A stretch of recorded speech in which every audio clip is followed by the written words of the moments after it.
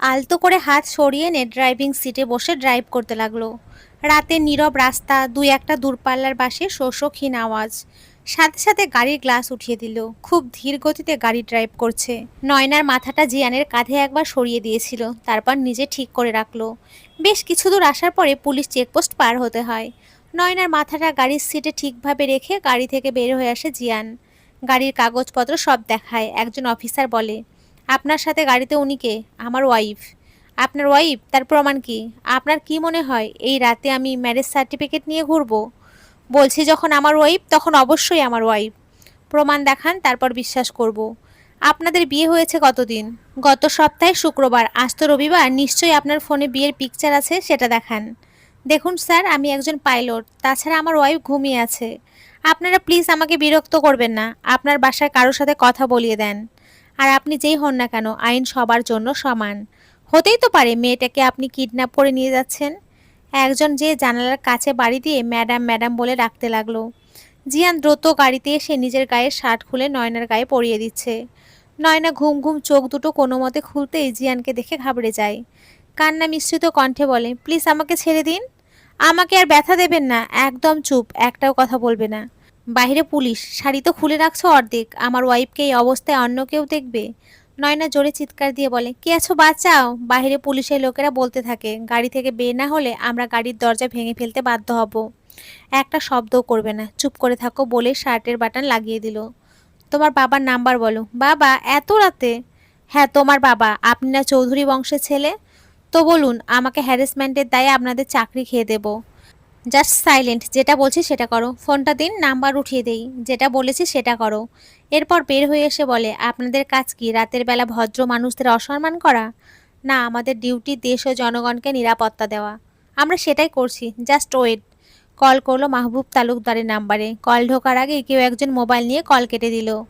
তুমি বাইরে কেন এসছো? তুমি আদর্শ হাজবেন্ডের মতো আমাকে প্রোটেক্ট করার জন্য একাই লড়াই করবে, আর আমি ঘুমিয়ে থাকবো জান? আমি সুনয়না তালুকদার, পিতা মাহবুব তালুকদার। এই যে দুদিন আগে শুক্রবার গেল, সেই দিনটাই ছিল আমার আর আমাদের ভালোবাসার প্রণয়ের দিন। আমরা হাজব্যান্ড ওয়াইফ লং ড্রাইভে বের হয়েছিলাম। এতে আপনাদের সমস্যা কি? আচ্ছা ম্যাডাম, সরি। তবে আপনাকে তার ওয়াইফ মনে হচ্ছে না, সুনয়না রাগী কণ্ঠে বলল। আপনার বউয়ের সাথে নিশ্চয়ই আপনি বেমানান, তাই এসব উল্টোপাল্টা কথা বলছেন। এই চলো তো, সময় নষ্ট না করে বলে জিয়ানের হাতের মতো হাত রাখলো। গাড়িতে এসে বসে জিয়ানের দিকে তাকিয়ে বলে, আসলে আমি অনেক সাহসী, কিন্তু সমস্যা হলো আমার আরও একটু সাহস দরকার। তারপর আপনার সাথে বোঝাপড়া করব। এই প্রথম সুনয়নার মুখ থেকে স্বাভাবিক কথা শুনল জিয়ান। বেশ কিছুক্ষণ সুনয়নার দিকে তাকিয়ে রইল। এভাবে দেখার কি আছে? আপনারই তো বউ, না চাইলেও সারা জীবন এই মুখ দর্শন করতে হবে। আচ্ছা, আমরা যাচ্ছি কোথায়? সরি। নয়না অবাক হয়ে বলে, আপনি কিছু বললেন এইমাত্র। সরি, আমি আসলেই দুঃখিত। আমার উচিত হয়নি তোমার সাথে এমন আচরণ করা। তোমার তো এখানে কোনো দোষ নেই, উল্টো আমাদের মাঝে তুমি ফেঁসে গেছো। রিয়ালি সরি সুনয়না, আপনি সরিও বলতে পারেন? এক কাজ করুন, আপনার সরির আচার বানিয়ে ধীরে ধীরে 1 চামচ করে খেয়ে ফেলুন। আমি তোমাকে একেবারের জন্য রেখে যাব এখানে। খুব তাড়াতাড়ি তোমার জন্য তোমার উপহার চলে আসবে। দেখুন, আমার এইটুকু মাথা, তাও আবার বিশাল চুল, তার ভেতরে খোলস। খোলসের ভেতরে এইটুকু বুদ্ধি, তাই সহজভাবে বলুন মিস্টার পাইলট। খুব তাড়াতাড়ি আমি তোমার জন্য ডিভোর্স লেটার পাঠাবো। যা ইচ্ছে করুন, আগে আমাকে বাসায় দিয়ে আসুন। না, আমি বাসায় যাব না। আপনি এক কাজ করুন, আমাকে কোনো হোস্টেলে রেখে আসুন। Are you crazy? হঠাৎ করে অশ্রু টলমল নেত্রে তাকিয়ে বলে, জানেন আমি না ধর্ষণ সম্পর্কে পত্রিকায় পড়েছি, টিভিতে নিউজ দেখেছি, কখনো কল্পনাও করিনি সেই সব কিছুর ভিকটিম আমি নিজে হব। আমার আপনাকে দেখলেই ভয় হয়, মনে হয় এক্ষুনি হিংস্র জানোয়ারের মতো ঝাঁপিয়ে পড়বেন আমার উপরে। বলতে বলতে হাঁটুতে মুখ গুজে কান্না করতে লাগলো। এই মুহূর্তে নিজেকে ধ্বংস করে দিতে ইচ্ছে করছে জিয়ানের। শেষে কিনা সে কোনো মেয়ের কাছে ধর্ষক, চোখে রক্ত জমাট বেঁধে গেছে। হাত মুঠো করে নিজের প্রতি আসা রাগটাকে কন্ট্রোল করবার চেষ্টা করছে। নয়নার গায়ে হাত দিতেও লজ্জা হচ্ছে এখন। কিভাবে করলাম আমি এটা? নিজেকে ক্ষমা করব কিভাবে?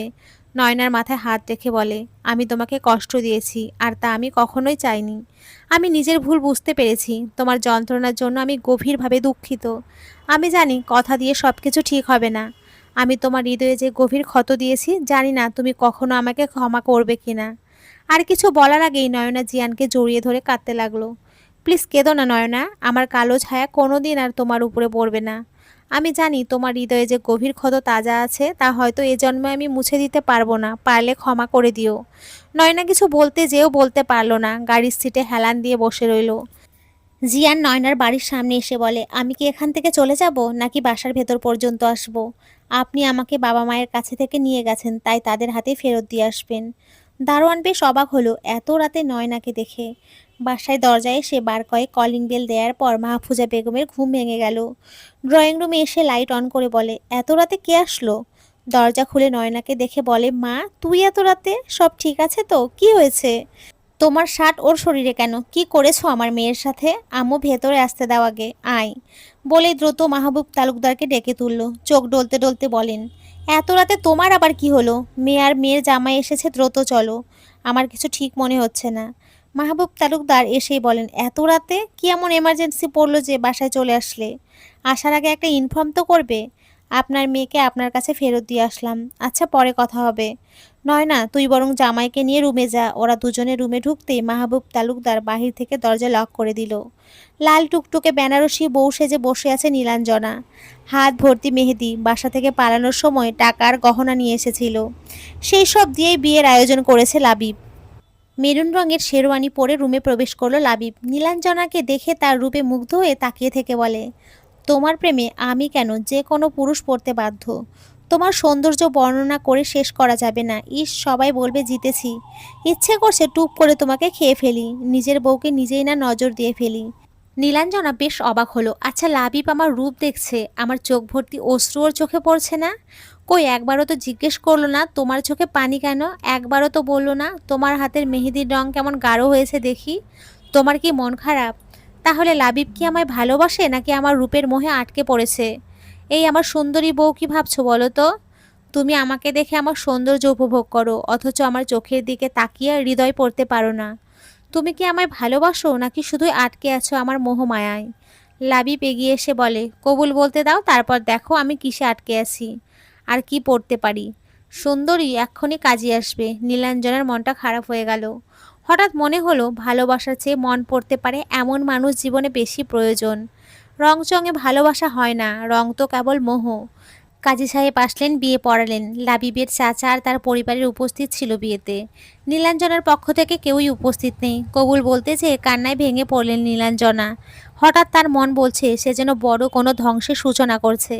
মনে মনে আওড়ালো, তোমাদের অভিশাপ নিয়ে আমি সুখী হতে পারবো তো বাবা? রঙিন বেলুন আর জড়ি দিয়ে সাজানো রুমে বসে আছে নীলাঞ্জনা। হাঁটুতে মুখ বুজে কান্না করছে। সবকিছু কেমন বিষাক্ত মনে হচ্ছে। ছুটে চলে যেতে ইচ্ছে করছে ছেড়ে আসা প্রিয় মানুষদের কাছে। মাহফুজা বেগম বলে, এটা কি করলে তুমি? জামাই প্রথমবার এসেছে, কই তাকে আপ্যায়ন করবে তা না, উল্টো বন্দি করে রেখেছো। একদম চুপ করো তুমি। জামাই? কত বড় সাহস, তুমি ভেবে দেখো। আমার মেয়েকে বিয়ে করে নিয়ে এখন আবার ফেরত দিতে এসেছে। ওর 14 পুরুষ চৌধুরী হলে আমরাও তালুকদার বংশ। দেখি কার ঘাড়ে কয়টা মাথা। আমার মেয়ের জীবন নিয়ে কোন শালার ব্যাটাকে সাপলুডো খেলতে দেব না। মাহবুব তালুকদার বেঁচে থাকতে কখনোই তা সম্ভব না। মিজান তালুকদার এসে বলে, ভাইজান এত রাতে ডেকে পাঠালেন, কোনো সমস্যা? সমস্যা বলেই তো ডেকে এনেছি। ওই ছেলে আমার মেয়েকে ফেরত দিতে এসেছে। ওর এত বড় স্পর্ধা, আমার মেয়েকেও পণ্য ভেবেছে। মাথা ঠান্ডা করেন ভাইজান, শত হোক আমরা মেয়ে পক্ষের, তাই হুট করে হটকারিতায় কোনো সিদ্ধান্ত নেওয়া যাবে না। রাতটা শেষ হোক, চৌধুরী সাহেব কি বলে এর উপরে ডিপেন্ডেবল। আগে কি হবে? আশ্চর্য, তোমাদের পরিবারের সবার কি মাথায় সমস্যা? তোমরা এখানে কি করো? পাবনা মেন্টাল হসপিটালে যাও। নয়না বেডের উপর দাঁড়িয়ে বলে, মুখ বন্ধ করুন মিস্টার পাইলট। আপনার মাথায় সমস্যা, আপনাকে এখন বরফের নিচে চাপা দিয়ে রাখা উচিত ঘন্টাখানেক। আর হ্যাঁ, একদম চোখ রাঙিয়ে কথা বলবেন না। ওটা আপনার এরিয়া ছিল, এটা আমার। এবার বুঝবেন সুনয়না কি চিজ। ও রিয়েলি? প্রথমে আমার সন্দেহ হয়েছিল তোমার বংশগত পাগল, এখন বিশ্বাসে পরিণত হলো। So same on mister. শেষ পর্যন্ত কিনা পাগলের সাথে বিয়ে হলো। এই ছিল কপালে। নিজের লিমিট ক্রস করবেন না। পাগল যে বলছেন, পাগলামি শুরু করলে যে পালাবেন সেই রাস্তাও কিন্তু বন্ধ, তাই চুপ করুন। নয়না চোখ পাকিয়ে বলে, এবার আমি আপনাকে টর্চার করব। আমাকে একা পেয়ে আমাকে টর্চার করেছেন, আজকে ইতিহাস হয়ে যাবে ছেলে নির্যাতনের। উপস, আমি তো ভীষণ ভয় পেয়েছি। প্লিজ আমাকে ক্ষমা করে দিন রাজকন্যা। এবারের মতো আমাকে ক্ষমা করুন, বলে হাসতে লাগলো। চুপ, একদম হাসবেন না, দেখুন আমি কি করি। পটলের মতো হাইট, ইঁদুর হয়ে বেড়ালের সাথে লড়াই করা বোকামি। আমার শার্ট দাও, শীত করছে। দেব না শার্ট। শীতের দিনে বিয়ে করতে কে বলেছে? মাথার স্ক্রু ঢিলা হয়ে গেছে? এখন আমি আপনার বস্ত্রহরণ করব, তারপর কামড়ে নখের আঁচড়ে আপনার শরীর ক্ষতবিক্ষত করে দেব। এরপর আপনি বুঝবেন কারোর সাথে তার ইচ্ছের বিরুদ্ধে জবরদস্তি করলে কেমন লাগে। মাথা ঠিক আছে তোমার? এই বাড়ি থেকে আমি বের হব কি করে সেই ব্যবস্থা করো। এই ড্রেসের সাথে কিছু করবে না বলে দিলাম। নয়না বেড থেকে নেমে পড়ার টেবিলের ড্রয়ার থেকে সিজার নিয়ে এসে হুট করে জিয়ানের টি শার্ট ঘ্যাচাং করে কাটা শুরু করলো। জিয়ান নয়নার হাত ধরে বলে, কি হচ্ছে এসব? বাচ্চাদের মতো বিহেভিয়ার কেন করছো? উফ শিট, বাচ্চা তো বাচ্চামো করবেই। আমারই ভুল হয়েছে ফেরত দিতে আসা। আপনাকে কতবার বলবো আমাকে বাচ্চা বলবেন না, আজকে আপনার খবর আছে, বলেই ধস্তাধস্তি করা শুরু করলো। জিয়ান নয়নার কোমর ধরে একদম নিজের কাছে নিয়ে আসলো। আরেক হাত দিয়ে নয়নার হাত দুটো পেছনের দিকে শক্ত করে ধরে রাখলো। নয়নার কেমন অদ্ভুত লাগছে, মনে মনে বিড়বিড় করে বলে নয়না, দুর্বল হলে চলবে না, এটা তোমার বাসা। সাহস দেখা, ছাড়ুন আমাকে। এখন জোর দেখাচ্ছেন। জিয়ান নয়নাকে আরও নিজের কাছে টেনে আনলো। কামন বাবু, সুইট কিউট বেবি বউ আমার, লেটস এনজয়। নয়না চোখ বন্ধ করে বলে, প্লিজ ছাড়ুন, কিচ্ছু করব না আপনাকে। জিয়ান নয়নার কানের কাছে মুখ নিয়ে বলে, কেন বাবু, ভয় করছে? আরে বেবি, কিসের ভয়? এটা তো তোমারই বাসা, গুন্ডামি করতেই পারো। ছাড়ুন, আমি সত্যি কিছু করব না। ছাড়তে পারি, তবে আমাকে এখান থেকে সেফভাবে বের করে দিতে হবে। আমি কথা দিচ্ছি তো আর কোনো দিন তোমার উপরে আমার কালো ছায়া পড়বে না। কথা বলতে বলতে দুজনে বেশ ঘনিষ্ঠ হয়ে গেছে। নয়নার বুকের ভেতরে কারো যেন তবলা বাজাচ্ছে। জিয়ান দ্রুত নয়নাকে ছেড়ে দিয়ে দূরে সরে দাঁড়ালো। দুজনেই জোরে জোরে শ্বাস নিচ্ছে। আর কিছুক্ষণ এভাবে থাকলে খারাপ কিছু হয়ে যেত। নয়না নিজের ঠোঁট মুছছে, সরি, এক্সট্রিমলি সরি। দেখো তোমার বয়স কম, কিন্তু এতটুকু তো জানো কোনো ছেলে মেয়ে একাকী এত কাছাকাছি আসলে প্রাপ্তবয়স্ক একটা ছেলে নিজের কন্ট্রোল করা সহজ নয়। আর সেই নারী যদি হয় তার বিয়ে করা বউ। সরি, এই অনাকাঙ্ক্ষিত কিসের জন্য? নয়না কোনো কথা না বলে মুখে হাত দিয়ে জানালার দিকে তাকিয়ে আছে। প্লিজ আমাকে এখান থেকে বের করার ব্যবস্থা করো। এই শেষ অনুগ্রহটুকু করো আমার প্রতি। নয়না আস্তে করে বলে, আমি আপনাকে আরেকবার কিস করতে পারি? নয়নার কথা শুনে জিয়ান শকড। এই মেয়ে কি বলে? আগুনে ঘি ঢালার কাজ কেন করতে চাইছে? Are you mad? মাথা ঠিক আছে তোমার? তুমি বুঝতে পারছো তুমি কি বলছো? নয়না বলে, হ্যাঁ বুঝতে পারছি, প্লিজ ওয়ান কিস। এরপর আমি আপনাকে বোঝাচ্ছি আসলে আমি কি চাইছি। জিয়ান দুই কদম পেছনে সরে এসে বলে, প্লিজ ডোন্ট ডু দিস। এই মুহূর্তে এটা বিপজ্জনক, প্লিজ জাস্ট ওয়ান কিস। তোমার মাথা ঠিক নেই। কি বলছো এসব? একটা কিস করাতে ভয় পাচ্ছেন? এরপর কোনোদিন নিজেকে আর সাহসী বলবেন না। তুমি কি বুঝতে পারছো তুমি কি বলছো? তুমি যেচে কোনো উত্তপ্ত পাহাতে হাত দিতে চাইছো। কিস না করলে কিন্তু আপনাকে আমি এখান থেকে বের হতে বিন্দু মাত্র সাহায্য করব না। ওকে কামান বাবু, তবে এরপর যা হবে তার জন্য কিন্তু তুমি দায়ী থাকবে। একটা কিস করার জন্য এত কথা? সেদিন রাতে তো বলেই মুখে হাত দিল। জিয়ান নয়নার কাছাকাছি এসে বলে, আগেই ঠোঁট আড়াল করেছো। বলে আলতো করে নয়নার কপালে নিজের ঠোঁটের উষ্ণতা ছোঁয়ালো। নয়না জিয়ানের টি শার্ট আঁকড়ে ধরে বলে, লিপ কিস। নয়নার কথাটা কানে যেতে জিয়ানের হার্টবিট ফাস্ট হতে লাগলো। কি হলো এই মেয়ের? কেন আমাকে ঠিক থাকতে দিতে চাইছে না? এর কি সত্যি 16 বছর? এত কি ভাবছেন? এখান থেকে বের হতে হলে এক্ষুনি আমাকে কিস করতে হবে। জিয়ান একটু সরে আসলো, জোরে নিঃশ্বাস নিয়ে বলে, এই মেয়ে, আমাকে এলোমেলো করে দিচ্ছ, তুমি তা বুঝতে পারছো? জানো তুমি আমাকে উস্কে দিচ্ছ? এরপর সামলাতে পারবে তো? নয়না শার্টের বাটনগুলো খুলে শার্টটা বেডের উপরে রাখলো। জিয়ান পেছন দিকে ঘুরে বলে, কি হচ্ছে এসব? Please don't do that. এর পরিণতি ভালো হবে না। নয়না শার্ট খুলে শাড়িটা কোমরে গুজে টুল নিয়ে এসে জিয়ানের পেছনে দাঁড়ালো। মিস্টার পাইলট মহাশয়, এদিকে ঘুরে দাঁড়ান। গত রাতে আমার পরনের শাড়িটা যখন খুলে ফেলেছিলেন নিজের হাতে, তখন লজ্জা কোথায় ছিল? জিয়া নরম স্বরে বলে, আমি দুঃখিত। ওসব দুঃখ পরে দেখাবেন, এখন আমার দিকে ঘুরে দাঁড়ান। জিয়ান সামনে ঘুরে দেখে নয়না আসছে সেম সেম শাড়ি গুজে রাখার ফলে কোমর উন্মুক্ত। এতক্ষণ শীত লাগছিল, কিন্তু এখন গরম লাগছে। নয়না জিয়ানের মাথা দুই হাতে চেপে ধরে নিজের দাঁত দিয়ে সর্বশক্তি দিয়ে জিয়ানের ঠোঁটে কামড় বসিয়ে দিল। এরপর চুপ করে সরে আসতে চাইলে আটকা পড়ল জিয়ানের হাতে। জিয়ান নয়নার কোমর ধরে রেখেছে, ঠোঁট দিয়ে রক্ত ঝরছে। ছাড়ুন, নয়তো চিৎকার করে বাসার মানুষ জড়ো করব। এমনিতেই আটকা আছেন, তারপর আবার খাবেন ধোলাই। জিয়ান কিছু একটা ভেবে নয়নাকে ছেড়ে দিল।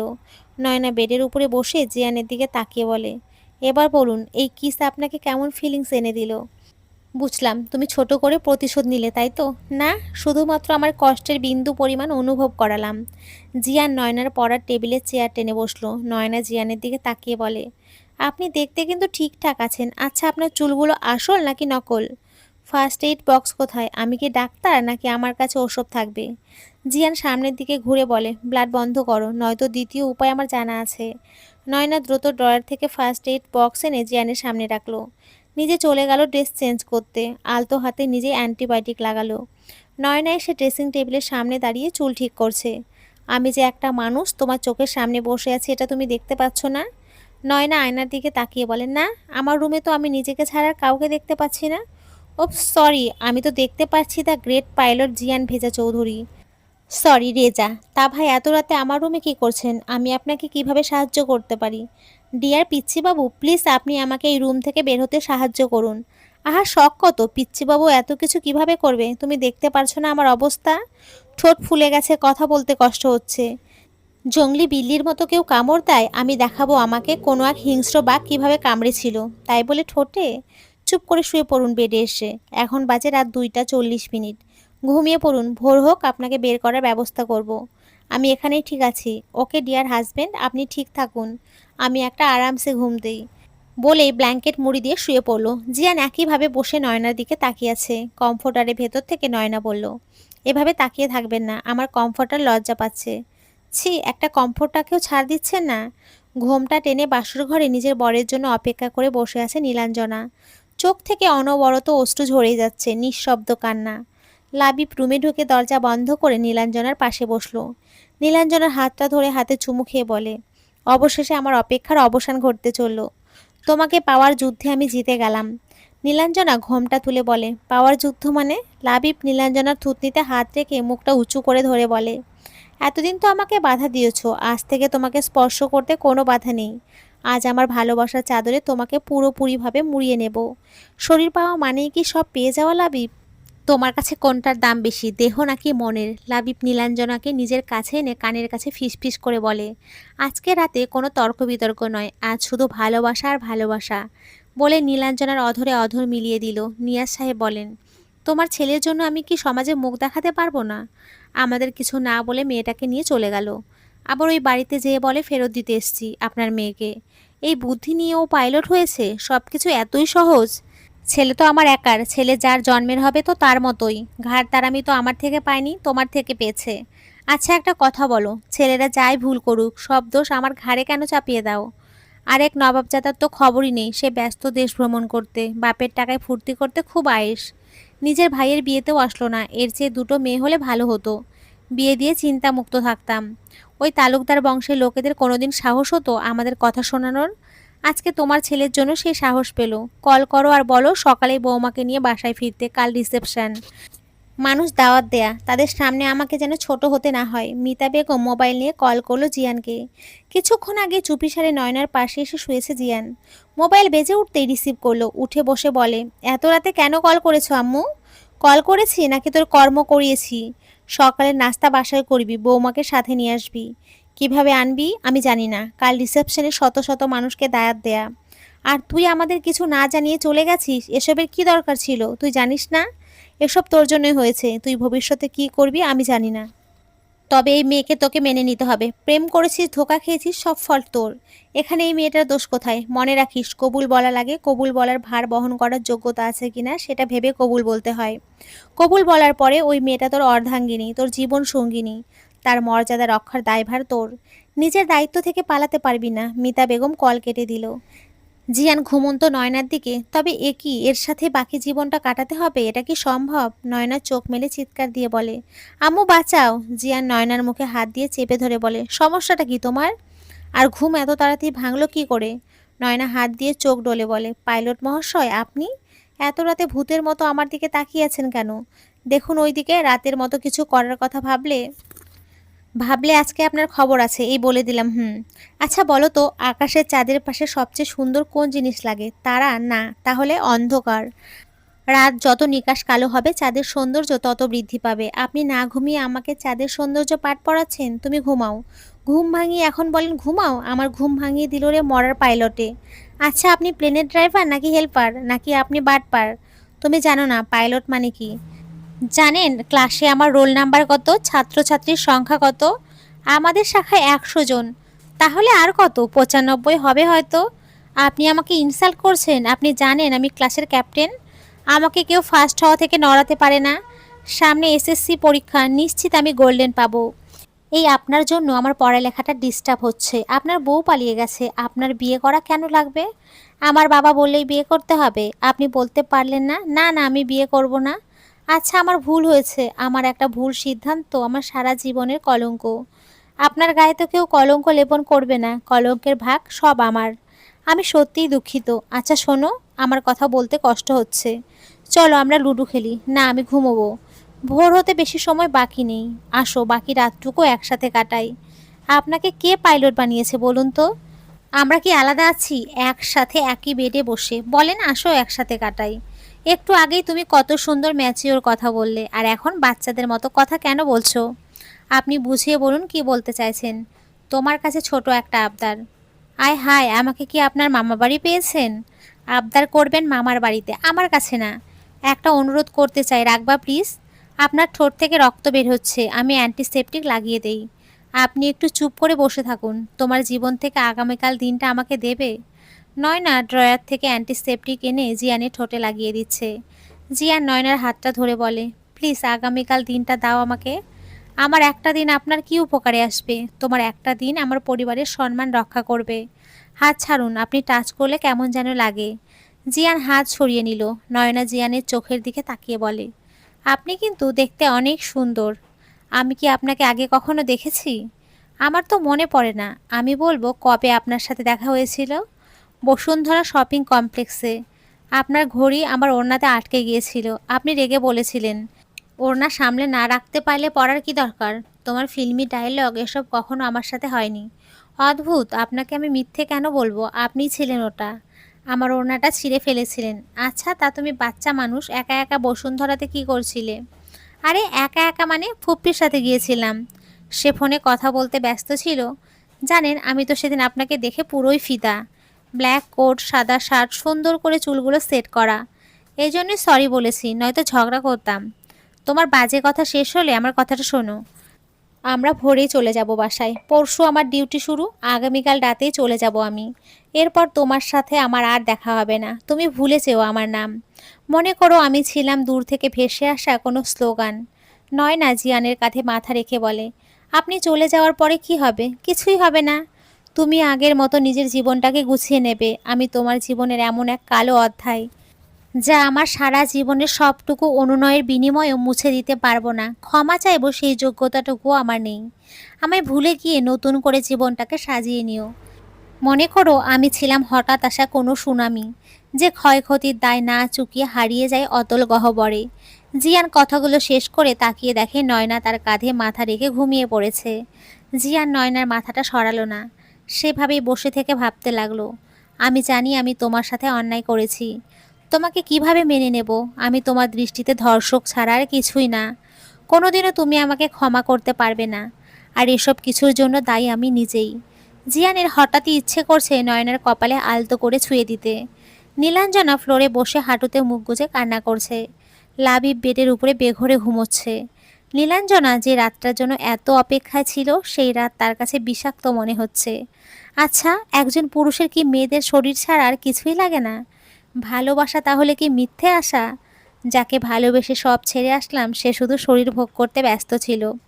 আমার চোখের পানি, আমার দুঃখ কষ্ট তাকে বিন্দু মাত্র স্পর্শ করতে পারল না। নীলাঞ্জনার হঠাৎ করে জিয়ানের কথা মনে পড়ল। অতীত। আচ্ছা তুমি আমাকে কখনো কিস কেন করনি? এতটুকু তো করাই যায় তাই না? জিয়ান নীলাঞ্জনার হাতের উপর হাত রেখে বলে, তোমাকে আমি পরিপূর্ণভাবে পেতে চাই। এই একটু আধটু পাওয়াতে আমার পোষাবে না গো। আজকে কিস করব, কালকে হাক করব, এরপর ধীরে ধীরে অন্য কিছু।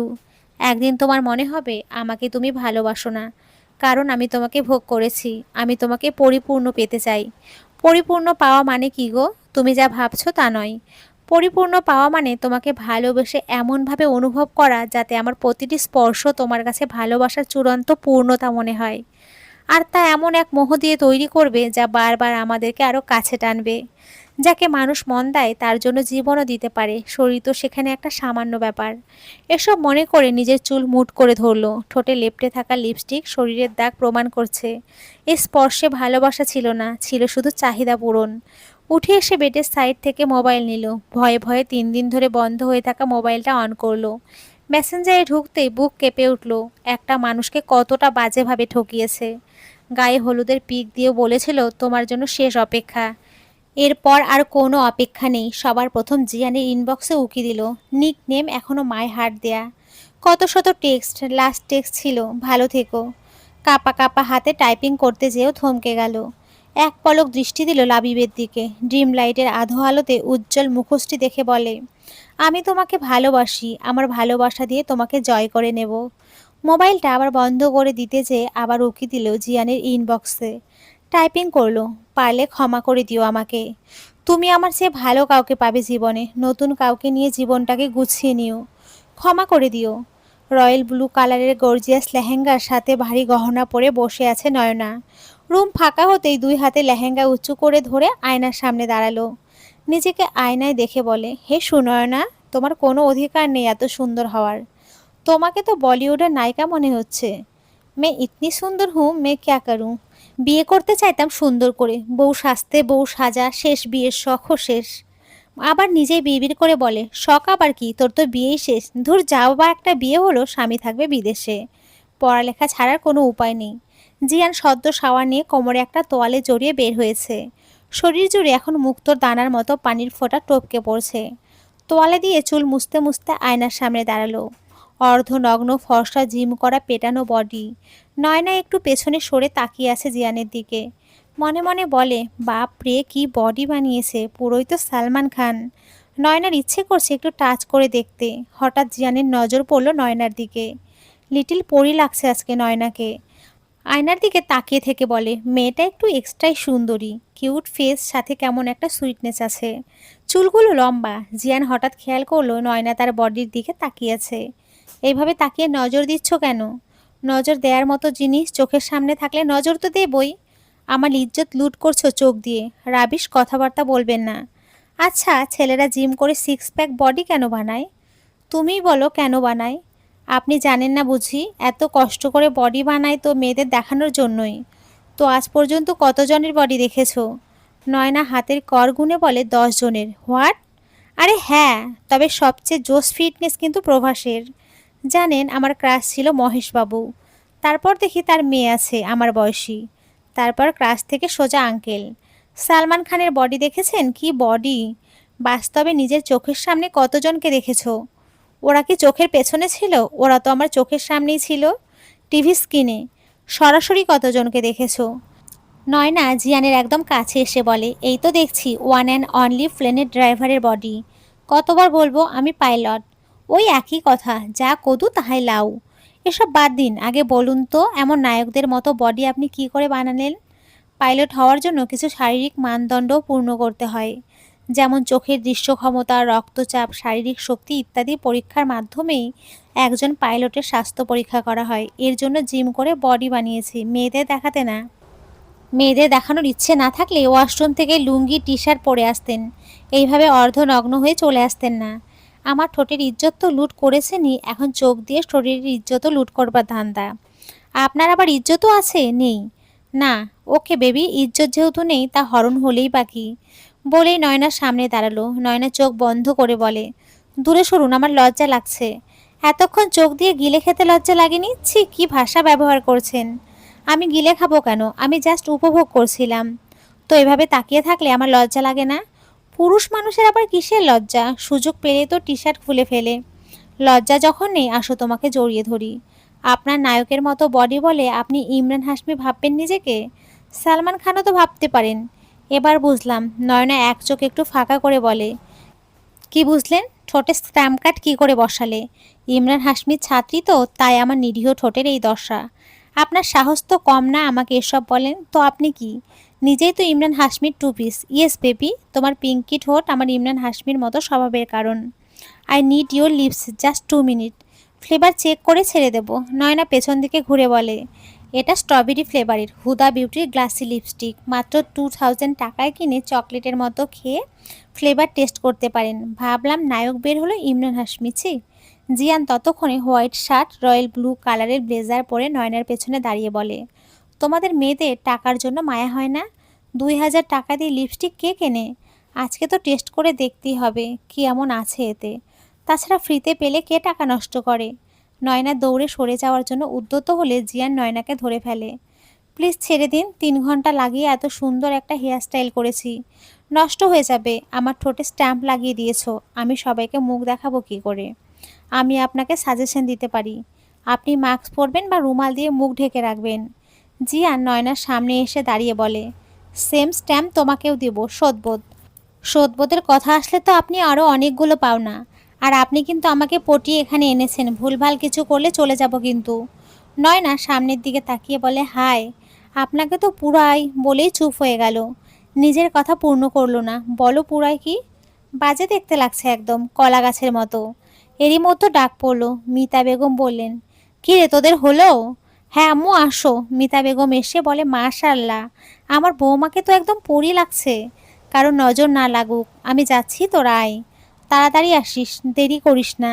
জিয়ান নয়নার পাশে দাঁড়িয়ে বলে, আমার হাতে হাত রাখো। আর ঠোঁটের কোণে মুচকি হাসি। কেন, আমরা কি সিনেমার শুটিং করতে যাচ্ছি? মনে করো তাই, যা বলছি তাই করো, কিন্তু আপনার পাশে আমাকে মানাবে না। আপনি তাল গাছ আর আমি আম গাছ। আমার পাশে তোমাকে বাটার মাশরুম লাগবে। তোমাকে দেখলেই সবাই বলবে আমার ভাগ্য ভালো বলেই এত সুন্দরী বউ পেয়েছি। সত্যি? হ্যাঁ সত্যি। আজকে তোমাকে দেখতে রূপকথার রাজকন্যা লাগছে। লাবিব বেডের পাশে হাত দিয়ে দেখে পাশে কেউ নেই। মোবাইলের টর্চ অন করে নীলাঞ্জনাকে খুঁজতে থাকে। হঠাৎ লাবিবকে দেখে নীলাঞ্জনার হাত থেকে মোবাইলটা নিচে পড়ে যায়। লাবিব নয়নার মোবাইল হাতে নিয়ে বলে, এত রাতে তুমি মোবাইলে কি করছো? টেক্সটগুলো দেখে লাবিব মোবাইলটা আছাড় মেরে ভেঙে ফেলে। নীলাঞ্জনা কাঁপা কাঁপা কণ্ঠে বলে, তুমি যা ভাবছো তা না। আমি জাস্ট, আর কিছু বলার আগেই লাবিব নীলাঞ্জনার মুখ চেপে ধরে বলে, তোর জাস্ট নিজের বাসরাতে বরের সাথে ফুলশয্যা সেরে তোর এক্সের কথা মনে পড়ছে? কেন মনে পড়লো? তোর বর তোকে খুশি করতে পারেনি, তাই এক্সের কথা মনে পড়লো? ছাড়ো, আমার লাগছে, লাগুক। চুলগুলো মুট করে ধরে বলে, তুই তো বলেছিলি রেজা তোকে কখনো স্পর্শ করেনি। মিথ্যে বলেছিস, বল তোর কোন কোন জায়গায় স্পর্শ করেছে? আমার স্পর্শ তোর ভালো লাগেনি? তোর পুরনো প্রেমিকের স্পর্শ মনে পড়লো?